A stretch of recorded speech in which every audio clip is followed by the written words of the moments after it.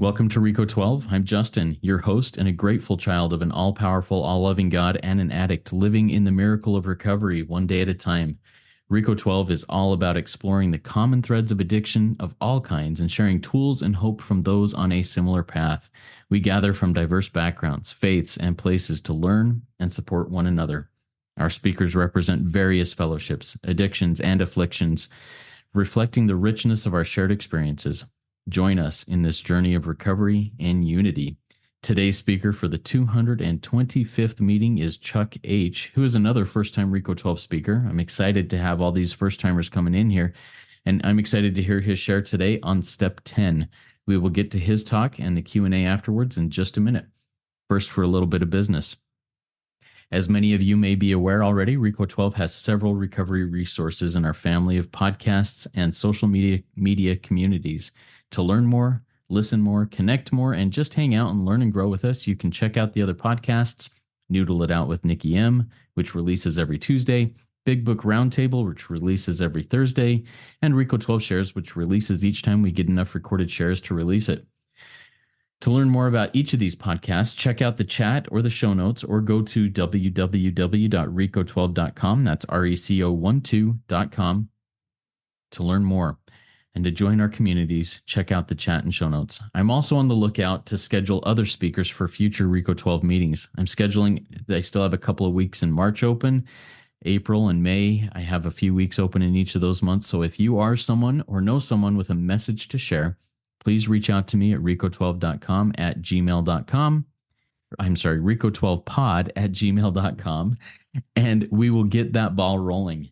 Rico 12 is a self-supporting service, and your contributions help us continue our mission. Thank you this last week to David, Teresa, and Halsum for being spearheads and supporting this cause. If you would also like to support Rico 12 and become a spearhead, visit rico12.com/support for a one-time or monthly donation options, or you can check out the links that I'll have in the show notes and in the chat of this meeting. Your support makes a difference in sharing our message of recovery. We look forward each meeting and each week to receiving from the light reflected from our speakers. That light inspires hope, meaning, worth, and growth in us, the listening audience.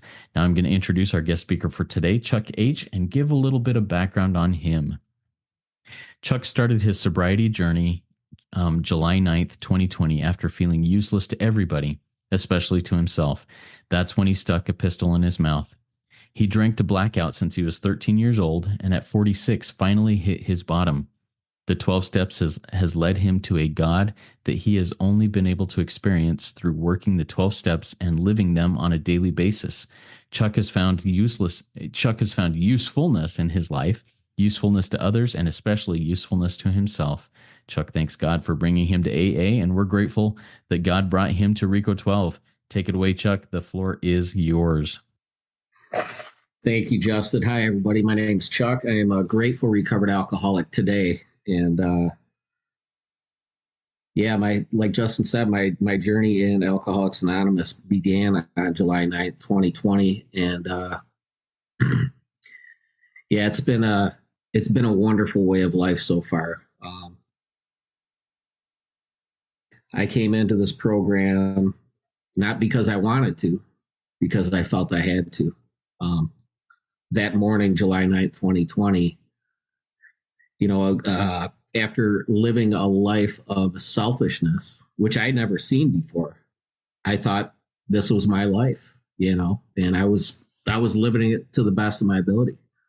After I graduated a religious school, I walked out of there on graduation day and said to myself, thank God I don't have to do that anymore.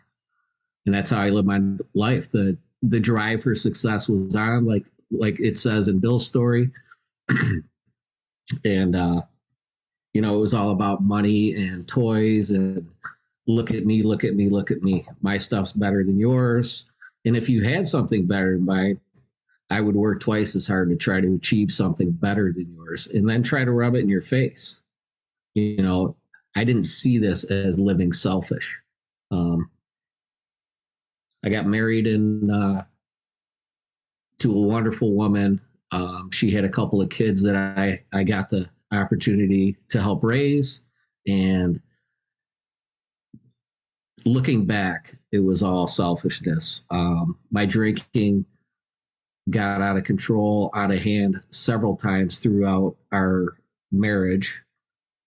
And when it was told to me what I did or what I said, the night before, that guilt, shame, and remorse that the book talks about, it was deep in my guts, that next morning. And I would try to correct my behavior by not drinking for a couple of days or a week or a month. And when in my mind I thought everything was smoothed over, I'd go right back to it. The day she's told me that, she's not been happy for many years. She's been telling me this all this time, you need to change, you need to quit drinking. I can't do this anymore. I don't want to be married to you anymore. I said, oh, you were serious about that? It's like typical alcoholic, right? It's not over until it's over. And I said, okay, so I move out and I move into a 1-bedroom apartment, and then I continued to drink at her for 3 years, fifth a day, as much out of a case of beer as I can get in my guts before I black out or pass out. And then, rinse and repeat. I was able to maintain a job. I'd go to work, still buzzed or hungover, and tell myself while I'm suffering that morning's hangover, I'm not drinking today. And then by the end of the day, I'd pull out of work, and somehow my car would make that right turn right into that liquor store, and I'd do it all over again. Unbelievable. Waking up the next morning with 5 half full open beers throughout the apartment and a full fifth of liquor, and then about an inch left on the fifth that I started from. And I don't even remember going to the liquor store and getting that full fifth. The obsession when I wasn't drinking was always there. I can't wait to get out of here so I can go get liquored up. When I was drinking, just like the book says, to oblivion. That was me. That's how I drank. That morning, something clicked into my mind while I had that pistol in my mouth. I don't know how I didn't pull the trigger, but I do believe God had a better plan for me. I remembered my father who tried AA, and I went online, and there's a meeting hall right down the road from me, and a guy answered, and he says, we're having a meeting tonight at 7:00. Come on down. I'm in the parking lot at 6:30 that night, and nobody shows up. 7:15, I call the guy, and he's like, I'm so sorry, we had to shut it down because of this COVID thing. And I'm like, what do I do now? So I think that was my first turning point. Book talks about. I could have drove to the liquor store and got another bottle, but I didn't. I came back to the apartment. I went online, and there was all Zoom meetings. There was this fellowship that I knew nothing about, and I went into a 24-hour marathon meeting. I think it was out of New Zealand, and it was pretty amazing. I heard a guy named Cajun Bear talking, and he told my story, and I reached out to him in the chat. I heard my story over and over and over. I thought I was the only one that suffered from this gut-wrenching pain, this misery in my mind. And I heard it over and over. And then I heard about how people aren't living like that anymore. I said, oh my God, that intrigued me. I sat there that first whole week just shaking, and I couldn't even keep water down, but I stayed on that meeting 24 hours a day, and I listened, and I heard my story, and I heard the hope, and I was like, man, I want this thing. I heard, get a sponsor, get a book, go through these steps with a sponsor that knows what these words mean in this book, get a home group, be of service at that home group. And I was able to do that. I went into I found a meeting called This Too Shall Pass, which is every night on Zoom still. And I was able to be the speaker seeker. They have a speaker meeting Monday through Friday and read the literature on the weekends. And so that prompted me with that commitment to go to many other meetings on Zoom and listen. And when I heard somebody that I thought had a good message to share with the group, I would hit them up in the chat and get their number and talk with them on the phone and listen to their story. They'd listen to mine. And it's amazing how similar the thinking is. Circumstances might be a little different, but that mental obsession and physical allergy, it was there. So God brought me to that home group, I think, and put me in that commitment to meet thousands of alcoholics all around the world. And it's been amazing. That really rocketed my sobriety. I got a first sponsor. His name is Chicago Bears Dave. He lives in LA. Figure that, right?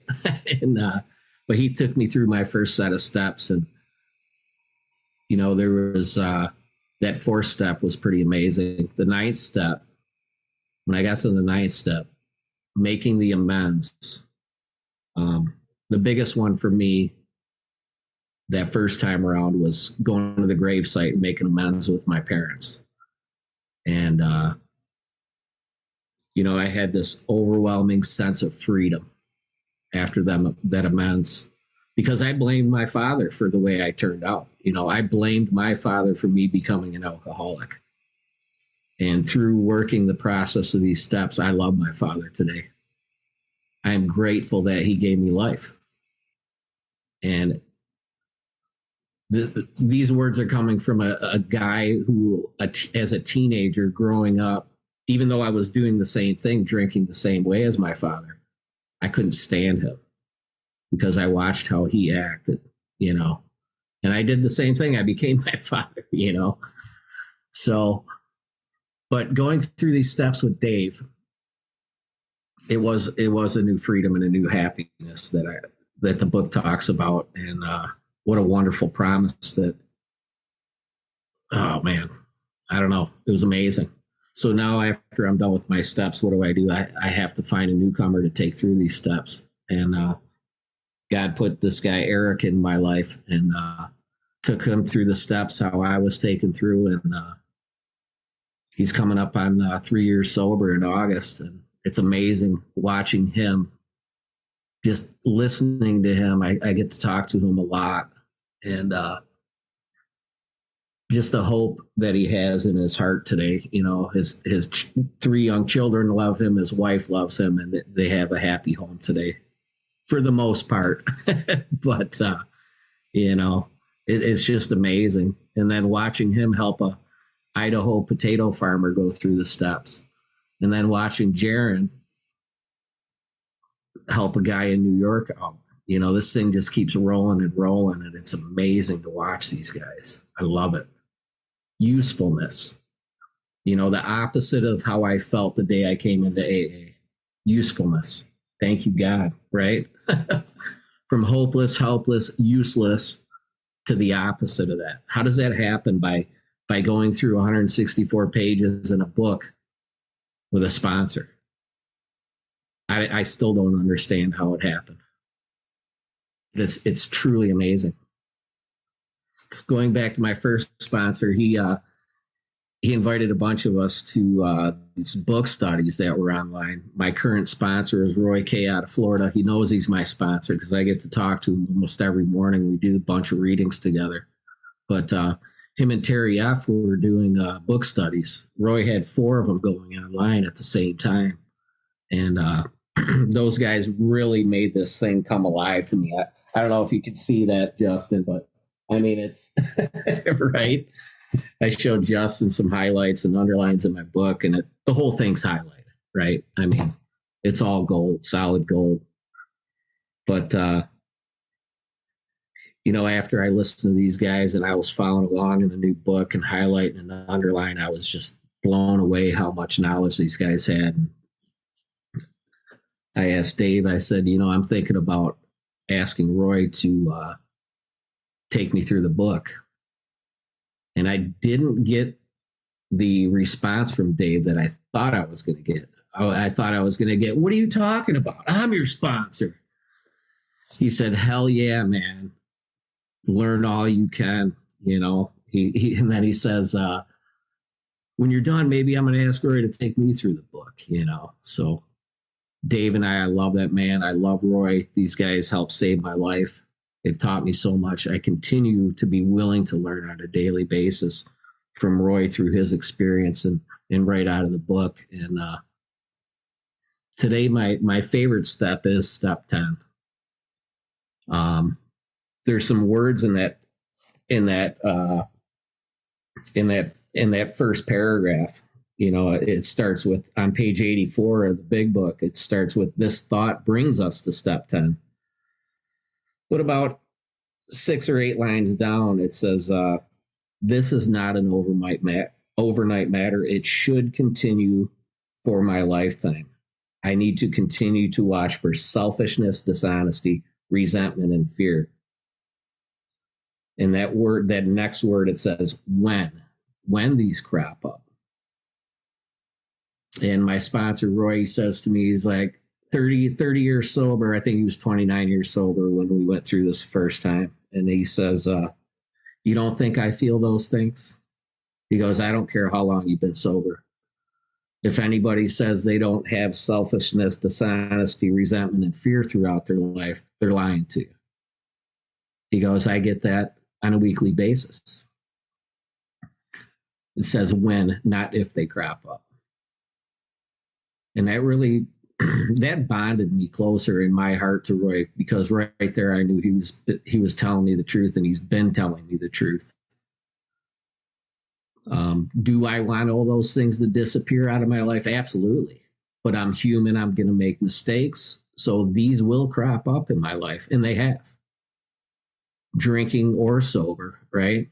A lot more when I was drinking before these steps. But it's pretty amazing that there was some issues going on in my life after doing these steps with Roy. And I'm like, man, when does it get easier, right? When does this fear and this selfishness, when does it subside a little bit? And he explained to me, the longer you do this and practice this way of life, it'll be easier to sweep those thoughts and turn your thoughts to somebody you could try to help. And that's what it says right there in the book.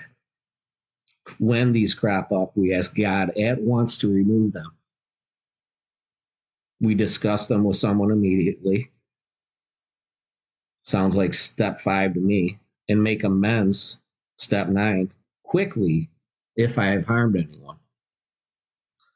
And, I've been able to practice that. And Roy was right. I am able to sweep these thoughts, and then that making amends quickly to anybody. And it happens a lot to me on the job site.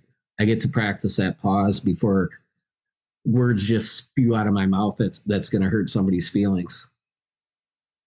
And then if something does come out of my mouth, I'm actually paying attention to people today. I'm looking in their eyes today because I can. I'm not hiding anything. I'm not ashamed of anything I've done. So when I say something and I can see it in their eyes that it offended them or it hurt their feelings, I get to go back and think about it. And then I usually go back up and I say, hey, did I say something wrong? And it happens at work all the time. And I listen and I let them express themselves. A lot of times people don't want to open up a can of worms. They say, no, you're good. But I've experienced in the last couple of years that, yeah, the way that came out of your mouth, I don't understand it. It did offend me.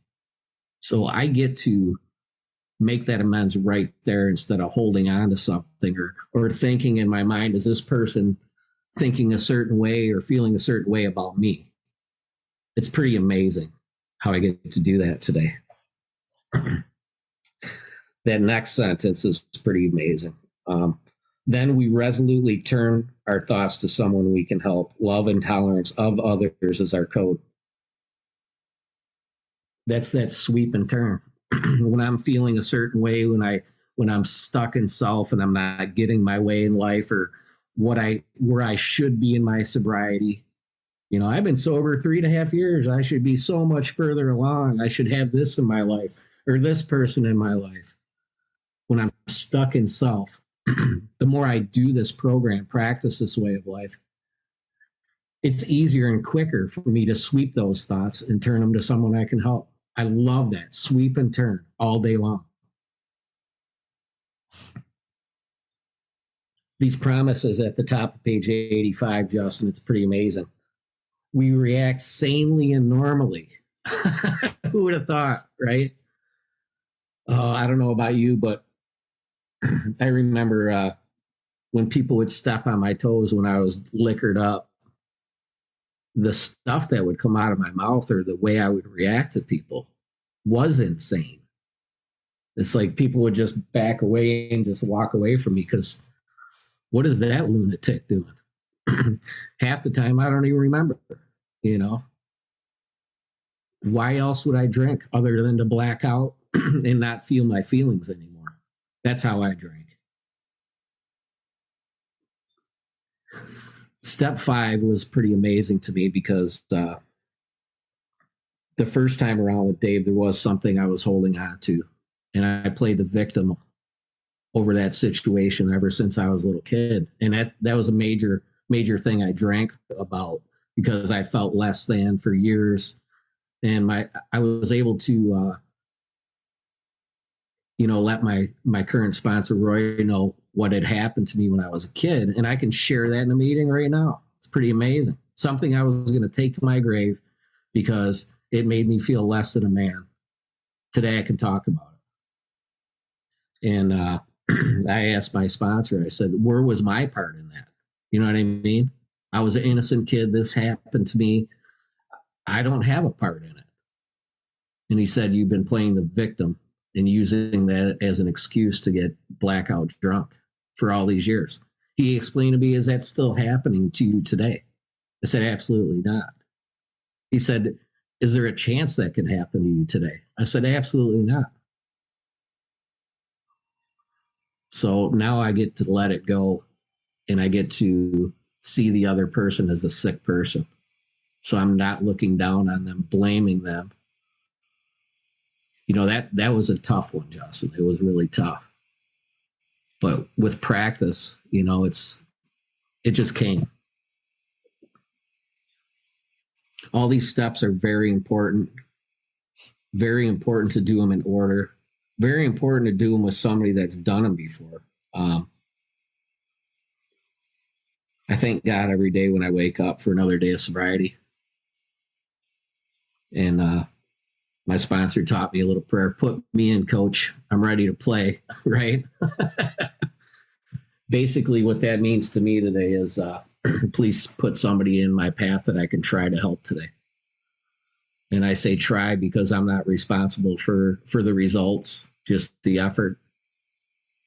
There is one who has all power, and it's not Chuck. There is a God, and Chuck's not it. I hate when my sponsor says that to me. Don't you know who I think I am, Justin? Come on. But it's been so amazing, the people that this program, I should say God, has put into my life today. I have this wonderful fellowship with these people that we all came into that This Too Shall Pass meeting right around the same time. And, all those people are doing this deal, this way of life and trying to live these steps. And I get to connect with people in these group texts, call them on the phone from all over the country. And, my friend Joe B up in Nova Scotia, he's an old timer. I think he's got like 150 years sobriety, the way he portrays himself and how he lives his life. All these people that God put in my life today is it is a life beyond my wildest dreams. I'm talking all this positivity, and you want to hear some negative stuff for those people still suffering. I was able to, I met a person in recovery, and it didn't work out, a relationship, and it broke my heart. And I know it broke that person's heart. It wasn't the right person. And I went around the fellowship and I cried and whined to my sponsor mostly on a daily basis. When is God going to put the right person in my life? When am I going to get the girl? Because I'm ready. I've been sober. I've been living this way of life. I got the job. I got the toys back. I got everything that I could want. I have a God in my life that I pray to every day, something that I didn't do for 40 years. And now I feel in my heart, in my head, that I'm missing this one thing in my life. And it was explained to me that I need to learn who I am as a sober man.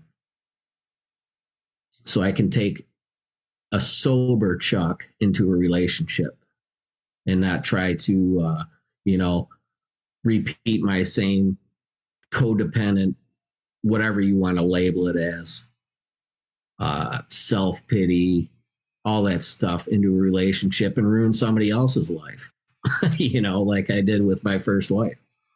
I didn't like hearing that truth. My sponsor told me, be patient. God has the right person for you. And I went on my first date on New Year's Eve. Oh, couple more minutes. I went on my first date on New Year's Eve with a recovered woman, and she's amazing. She'll have 6 years on October 8th, and she loves this book. She loves God. She loves this way of life. I watch her, how she interacts with her grandkids. I'm 50 years old, so, I have a grandson, and she has grandchildren, and it's just amazing how we can talk about this book, these steps, this way of life. And I don't know what else to say about that other than the patience that I have to learn with everything in my life brings me right back to step 10, because these things are going to crop up. My selfishness. It's my time now. Where's my relationship? When these crop up, I had to sweep those thoughts, turn them to somebody I can help. I got to start a big book study, and doing that on Zoom gets me out of myself. Calling my sponsor gets me out of myself. Trying to find a newcomer to take through this book gets me out of myself. So that step 10 right there is huge in my life today. When these crop up, my selfishness, it's all selfishness. It's going to continue for a lifetime. My selfishness, my dishonesty, my resentments, my fears, it's going to continue for a lifetime. But now I have the tools that I can just sweep and turn all day long. Turn my thoughts. That is the biggest one in my life. Turn my thoughts to somebody I can try to help today. And it's been working, so I want to keep doing it. Justin, I want to thank Everly. She's the one that reached out to me and connected us. I really appreciate what you're doing here, and I appreciate everybody in the audience. I love God. I love AA today, and it's saved my life. The steps, the people in AA. I didn't do none of this. All I needed was the willingness to keep doing it. And why wouldn't I? It's either death. For me, it was either death or do these steps. That's the message that I heard early on. And I'm glad I heeded that message. And I'm glad I get to continue to live this way of life, because it's amazing. So thank you so much. Love you, man. Oh, thank you so much, Chuck. That was really cool. I really appreciate your sharing your experience, strength, hope, sharing about step 10 in your life. I've written down several questions here. We've got some questions from the live audience, and a reminder to our live audience, if you have a question for Chuck, please type it in the Q&A link at the bottom of your Zoom window. Looks like two speech bubbles over the top of each other. We'll get to those as we go along here. I want to start off a little bit here with something you said early on in your share. It was after you moved out, your first marriage was falling apart, and you had moved out, and you said, I continued to drink at her for the next, while. I think it was 5 months is what you said, but you drank at her. Talk to me about what that means to drink at someone, and what that means to you, and how that really affects or spirals things. Yeah, I mean, it's the great I am, right? How dare you leave this relationship? Don't you know what I've done for you and the kids all these years? And it was just pure resentment. I couldn't stand the thought of me being a failure. So the only thing that got me out of that was getting blackout drunk. I'll show you, I'll kill myself. You think I got a problem, I'll show you. And it was just, grab that handle and just suck it down. Yeah. So, I mean, that was basically it. So the concept of drinking at someone or whatever it may be, at someone is just like saying, "I'll show you." You think that you think that I was horrible then. I'll show you. Just showing them and being just bitter and resentful at it. Thank you for sharing that. Okay, we have a question come in from Nikita from our live audience. Nikita says, "Thanks for sharing, Chuck. What good habits or hobbies have you developed during recovery that really have worked out for you in those hard times?" Oh, thank you for that question. I mean, the good habits that I have now, it starts when I wake up. It's just a simple prayer. And then just my living space is clean, you know? Um, for me, I'd get out of bed and stumble around when I was drinking and just, dishes piled up, garbage overflowing. It's just the simple things. That is the good habits. I get up, I thank God, I make my bed real quick. It takes a minute. And then just simple hygiene, right? Taking a shower a couple times a day, before work, after work, brushing my teeth, all the things that I didn't do. So those are the habits, just generally taking care of my physical well-being. I get to make doctor's appointments and actually go to them, right? I mean, as a man, I don't know about a lot of you guys, but I never went to the doctor. There's nothing wrong with me, right? Now I'm actually getting preemptive checkups. My hobbies right now it's just, I'm learning who I am still in what I like to do, because everything I did, I was a big outdoorsman, hunting, fishing, riding snowmobiles, four wheelers, dirt bikes, all that type of stuff. But all that stuff I did drunk. How I'm not dead from doing those activities, thank you God. But um, right now, my biggest one, I love motorcycles. I got my first Harley last year, and I really enjoy just that wind in my hair and feeling free. So that freedom that I get from Alcoholics Anonymous, and then little rumble under the seat doesn't hurt either. So that's what I'm into right now. Thank you. Oh, that's awesome. And that takes me to some of the promises of the big book. And I think this is a ninth step promise. Fear of others and of economic insecurity will leave us. And I think some of the things that you talked about there kind of tie into that. You also mentioned that, all of those things that made you before, the hunting, the fishing, the outdoors activities, the four-wheeling, snowmobiling, were all centered around drinking. Um, and you're trying to re-find yourself, find out, okay, who am I really without this, without alcohol? Who am I? And I like how you talked about some of those things. What is possibly a new thing you're discovering about who you are that you didn't know while drinking? I can actually listen to people today. I can hear what they're saying. And there's a lot of people around me in my life right now, inside and outside of AA, that tell me thank you, because that usefulness in my life today has spread beyond AA. My family comes to me with questions, problems, people at work, and people actually value my opinion today. I'm so grateful that I didn't, develop that wet brain the way I was drinking. Um, yeah, just being sober and being able to be there for people. It's pretty amazing. I love that. I love that. And I see that in my own life, and I see that in others' lives who are embracing and living the principles of recovery. It's a beautiful thing.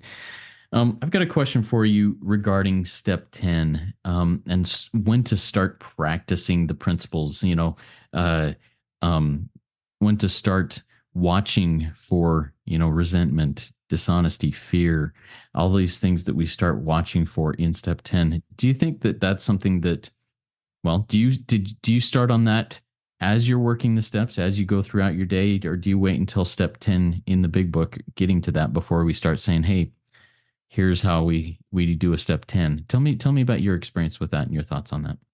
Well, my experience with that is I didn't realize that I had fears. You know, I didn't even hear the word resentment until I came into an AA meeting. I don't think I've ever heard that word. And it's amazing that I hear it all the time now, inside and outside AA. My dishonesty, I never thought I was dishonest. I thought I was living my truth, you know.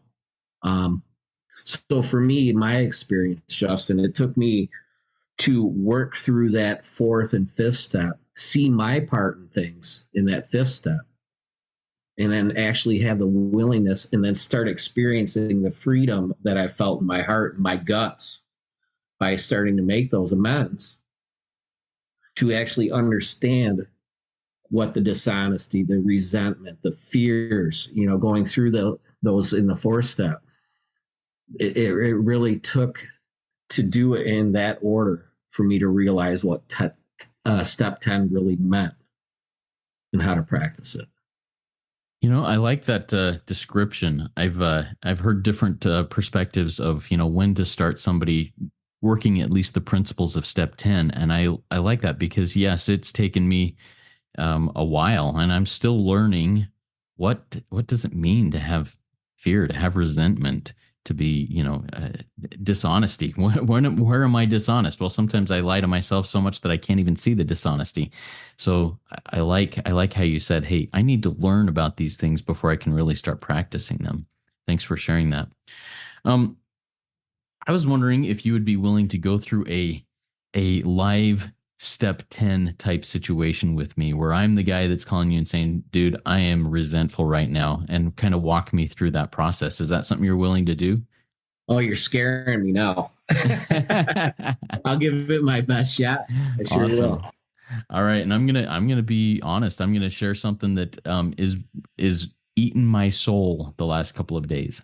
I have a resentment against the accounting program that we use in the work in my work um, that is really exaggerate or really flaming a fire of well, some issues with our taxes, and I am going crazy with it, and I want to burn this company to the ground. So I have a resentment against QuickBooks. So talk to me through that. Let's do a step 10 on that. So you have resentment towards QuickBooks Mm-hmm. because it's not going your way.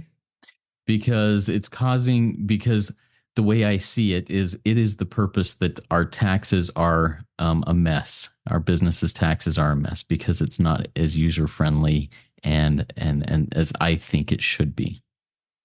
Oh, okay. So basically, oh my God, my sponsor's in my head right now. Yeah. So things aren't going your way. No, they're not. So you, oh God bless you, Roy. Get out of my head. But so there's fear that things aren't going to work out properly, correct? Yeah, there's fear there. Absolutely. So what is that fear based on? Money? Is it? Yeah, there's money. There's personal relationships, professional relationships that are in the balance here. Ambition is something that's definitely I can identify with. Yeah, those are some of the things that are affecting me, that are of mine that are being affected. Okay, so it's all driven by ego, I think, right? It sounds like Absolutely. it. Yeah. I want to be perfect in every situation. Now that I'm sober, I have a good mind. I'm not fogged up. I should be able to handle every situation um, without mistakes. And when other people make mistakes, I can point them out quicker than I can see my own mistakes. Huh. Yeah, and as we talk through this, I now see some of my own mistakes and my own negligence on this. That uh, I didn't do my due diligence to research what needed to be done before, this step of issuing 1099s or W-2s, and I wasn't as complete and thorough as I should have been. And I see that, as you say, as you're talking through this. So the main thing is I need to remember that I'm human. And just like step 10 says, I will make mistakes. And for, here's where the fear comes in for me, Justin. If I don't know something or I make a mistake, my fear comes in, somebody's going to find out that I'm not perfect. It took me a long time to realize, and with my sponsor telling me he's got that Bronx accent, the Bronx. So his H's aren't there. So he says, we're human, Chuck. We're going to make mistakes. Human. I love that guy. But, you know, it took me probably almost 2 years to realize that I am going to make mistakes. Sober. Every day sometimes. And that's where this 10th step comes in. Okay, I made this mistake. Do I want to repeat it again? Do I want to hide it, sweep it under the rug, and let that dishonesty from trying to hide my mistake compound? It's like the little lies I used to tell when I was drunk, right? Mm-hmm. I had so many lies out there, I couldn't even keep track of them. Right. And that's where the fear really, oh my God. And then I didn't want to feel the fear, so I drank over it, right? Mm. So if I can say to myself, I'm human, I'm going to make mistakes. Now, that's not an excuse just to fluff it off and, not even try to fix it. But if I can admit to myself that I am human, I'm going to make mistakes and then learn from those mistakes. That's the biggest thing that I get to do today sober is learn from my mistakes. And, the willingness to learn from my mistakes today instead of, like I said, trying to hide it. It's huge. Yeah. It's growth. It's growth every day.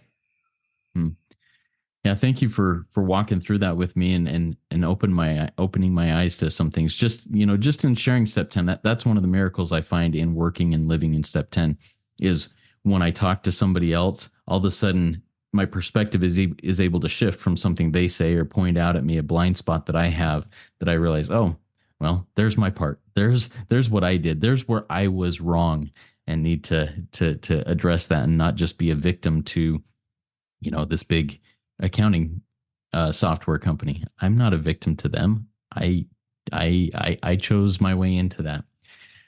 All right. We have a question from our live audience. This comes in from Boston Zoe.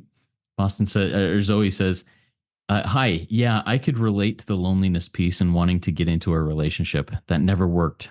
Due to loneliness, I can make serious mistakes and get into toxic relationships, even friendships in AA. How have you learned to stay away from the people who don't like Big Book? Oh, thank you for that question, Zoe. That's a huge one. When I got sober after doing the first set of steps, I wanted to be friends with everybody. I wanted everybody to like me. I'm sober now. And then when I was interested in somebody, it's like I would do everything I can to still resort to my old ways to try to show them a stage character, somebody that I'm not yet. And I hear Roy in my head, patience, when God's timing is right, he'll put the right people in your path. And then I heard a speaker a long time ago as well, a couple of years ago. He said, hang out with the people that you want to be like. Do I want to hang around with the people that are, and God bless the people that haven't gotten this thing yet or aren't willing to stay in this book? Do you want to hang around with the people that are in and out, in and out, in and out, still living on self-will? Do you want to live your life on self-will for the rest of your life? How far did that get you? You know, or do you want to stick with the winners, the people that are doing this deal on a daily basis, that are trying to help other people on a daily basis? And once I started doing that, once I started sticking to that principle of looking for the newcomer, staying in this book with my sponsor every day, everything just came together. The job, the toys, the money, the relationship with this wonderful recovered woman. I don't know how or when you can put a time frame on it, but the promises did come true in my life, and they still continue.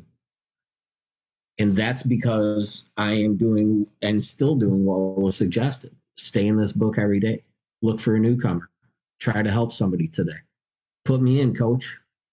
You know, it's, and everything just, I can't explain it. I really can't. Why? The why or the how of it, I can't explain. Yeah.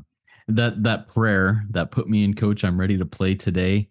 So often I want to be center field. I want to be the guy that gets all the attention. I want to be the cleanup hitter and the guy that I want to be Shohei Ohtani. I want to be that guy. But so often in my own life, my experience is that God says, "Okay, I want you to go play right field or go play. You're the ball boy today. You're the bat boy today." Um, how do you deal with that when you say put me in, coach, and it's either a role that you are not hoping for, or maybe one that gets less spotlight than you may want? How do you deal with that? It's all going to my sponsor. You know, every day I try to get to talk to him and just catch up on where I'm at today. And that valuable friendship that I have with him today, we get to talk about anything and everything. He talks to me about his personal life today. It's not just strictly book. So I just learn from him as much as possible that it's not about me anymore. Even though that selfishness and that still craps up where I want to be the center, the great I am. That's why I feel in my life good sponsorship from somebody he does this on a daily basis all day long. That's what he does. He tries to help other alcoholics all day long. And I need that reminder on a daily basis that there is a God and I'm not it. And it's that simple for me. There is a God and Chuck's not it. Damn it. I hate when he says that to me. So that's all it is. It's just reminders for me. No, thank you for walking through that. And I need that reminder very regularly myself. So, next question comes from our live audience, and this is from Everly. And grateful that Everly was able to refer you to us, and grateful that she's here today. And she says, "Hey, I know what this practice is, but I'd like to get your point of view on it." Everly says, "Would you mind explaining how sending out the below daily reflections is helpful to others and is helpful in keeping yourself out of self?" And then we go into the wisdom of the rooms, 12 months of reflections for people I blank. So, what are your thoughts on that? So in order to stay connected, when I usually do this when I get so busy, work's done, and I'm rushing around trying to get dinner going, trying to figure out what I'm going to do for the next day, because I get to travel for work now, so it's like I'm busy, and what connects me and what grounds me is I remember all these people that I got to meet, and there's this book called The Wisdom of the Rooms. I got it right here, Everly. Thank you. But there's a daily reading in there that gets sent to me from a wonderful woman. And what I do is I send it out to about 25, 30 people every day. And I hope it helps them. I hope it gives them the reminder to stop, take a breath, and read what's important. The most important thing in our lives as recovering alcoholics and addicts. It's staying connected to this program. I hear all the time that things can go great in life and I get everything back, and 20 years later I'm drinking like I never quit. I hear it all the time, and that scares the shit out of me. I don't want to be that guy. And it's always either the same thing. Life got really good. I quit going to meetings. I quit doing readings. I quit connecting with my sponsor. I quit helping other or trying to help other people because life got so good. So that simple reminder on a daily basis that I try to do is send those readings out to a bunch of people. It keeps me connected when I think I'm too busy. So That reminds me of a phrase that someone told me in one of the rooms of recovery. He said a great definition of an alcoholic or of an addict of any kind is someone who finds something that works and then stops doing it.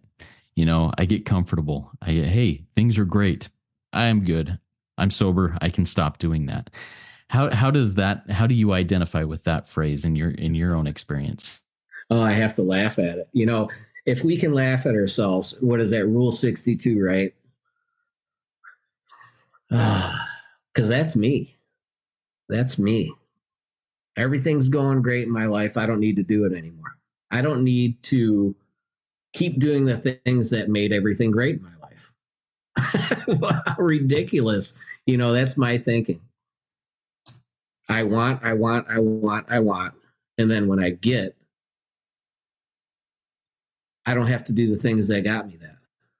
Unbelievable. You can't make this shit up. It's hard thinking.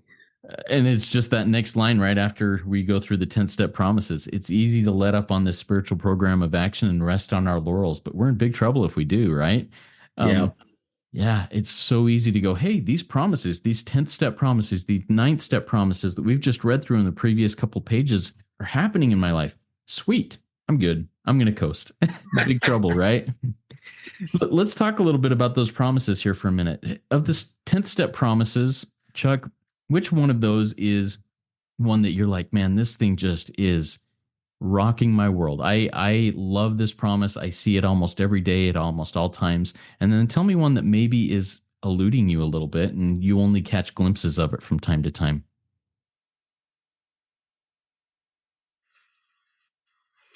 Um, that's a tough one. That is a tough one for me because right now in this moment, everything is going my way. I got reminded that my sponsor reminded me of that yesterday. He's like, you're doing the deal.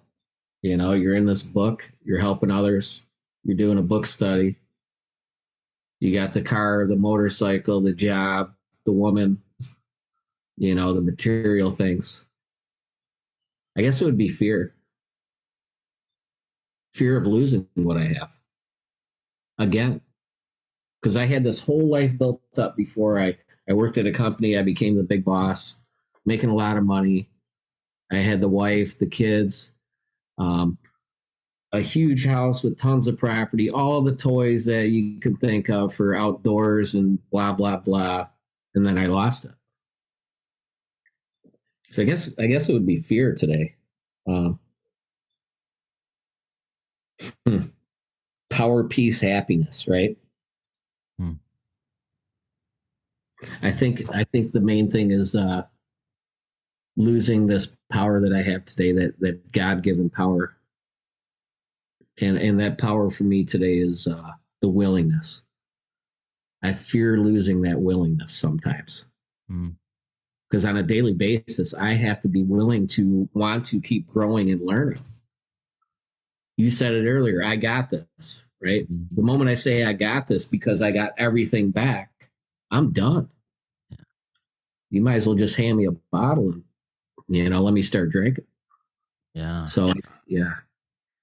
And that's a phrase that anytime I say or hear in my mind or hear anybody else say, I got this, even if I'm not worried about them and their whatever their position is in life, when I hear that, my head gets on a swivel real quick. I got this. Oh, crud.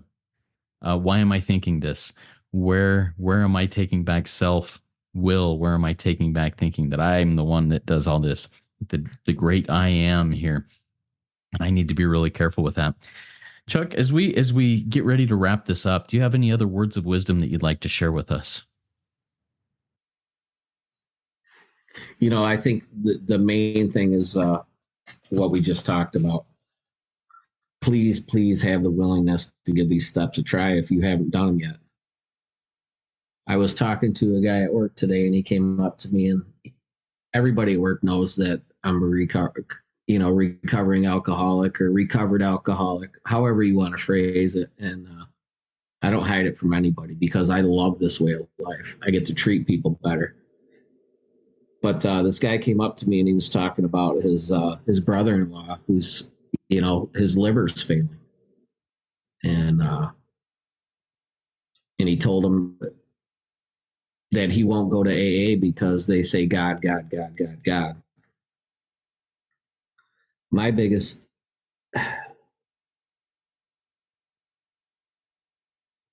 I just want people to I'm losing it a little bit. My internet's unstable just like me at times.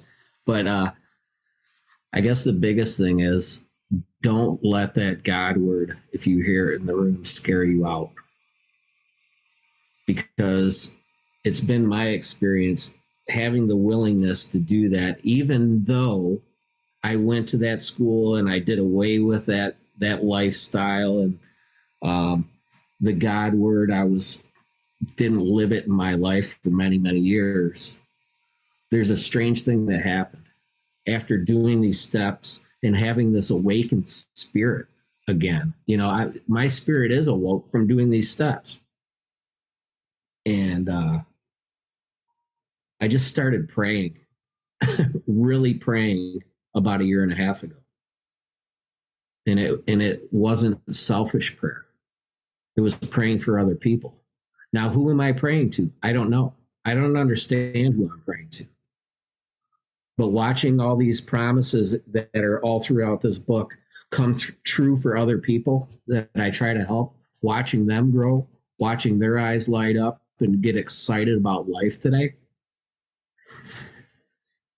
the God thing's just going to come automatically. Sorry to tell you the truth, but, after doing these steps, I had nothing to do with my awakened spirit. It was a power greater than me. There is a God in my life today. And it just came. I can't explain how it came to me. I really can't. But I feel it on a daily basis. So if that God word scares you from opening this book up with a sponsor and going through this thing, please don't let it. Please don't let it. That's about it. Beautiful. Yeah, thank you, Chuck. Big thanks. And thank you for a fantastic Rico 12 weekly speaker meeting. If we missed any questions out there, people didn't have time or courage to send a question in, please consider joining our WhatsApp community and putting those questions in the chat in our WhatsApp community. You can join there by sending an email to rico12pod@gmail.com, joining the conversation. If you haven't already done so, please consider going to rate and review this podcast on Apple Podcasts. It's a powerful and simple way to work your step 12 and make sure that this message gets out to more and more people who may benefit from it. Next week, we will be here. We're scheduled to hear from another first-time Rico 12 speaker, Ralph D., whose talk is entitled "Resentment and Obsession of the Mind is a Dangerous Playground," and I'm excited to hear from him in that topic. Next week, our meeting's going to look just a little bit different. For the first 2.5+ years of Rico 12s, all meetings have been like this. It's a webinar format where just the speaker and the host are able to see each other. You and the live audience just see us. We don't really see you. You don't see each other. Next week, we're going to start shifting to a meeting format where it's a Zoom where people can see each other, a little bit more interactive. And it may make things, well, I'm excited to make more of a community situation in this, in Rico 12. So we're going to start that next week. Come back, check it out, and join in this community. All right. Now, as we launch off into the rest of our day, Chuck, you said that you like the prayer of Saint Francis. Are you able to say that for us? Is that something you're willing to do right now? Awesome. Have at it. Absolutely. This prayer is in 12 Steps, 12 Traditions, page 99. Lord, make me a channel of thy peace, that where there is hatred, I may bring love, that where there is wrong, I may bring the spirit of forgiveness, that where there is discord, I may bring harmony, that where there is error, I may bring truth, that where there is doubt, I may bring faith, that where there is despair, I may bring hope, that where there are shadows, I may bring light, that where there is sadness, I may bring joy. Lord, grant that I may seek rather to comfort than to be comforted, to understand than to be understood, to love than to be loved. For it is by self-forgetting that one finds. It is by forgiving that one is forgiven, and it is by dying that one awakens to eternal life. Amen. Thank you, Justin. Amen, Chuck. Remember, everybody, there's one who has all power. That one is God. May you find God now. Keep coming back. Come all the way in, sit all the way down, and let's trudge this road of happy destiny together. Work it. You are worth it. I've seen stars fall from above. I've fallen in and out of love. I've been high and I've been low. Now I know I just can't do this on my own. I've seen a boy become a man. He got lost without a plan. He's so far away from home. Now I know I just can't do this on my own. Your arms surrounding me. Your touch is grounding me. No longer searching for purpose all alone. 'Cause now I know that I just can't do this on my own.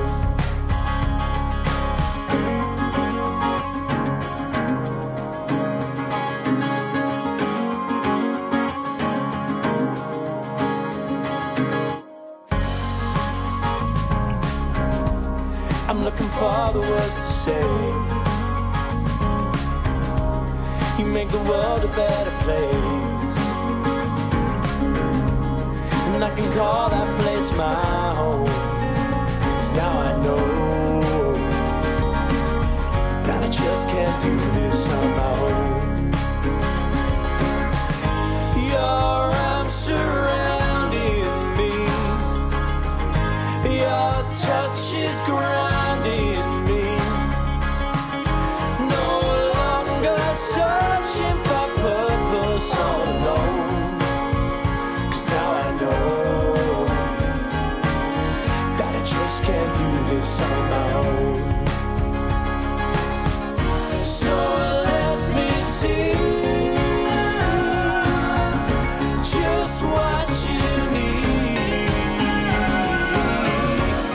to set you free, so we can be.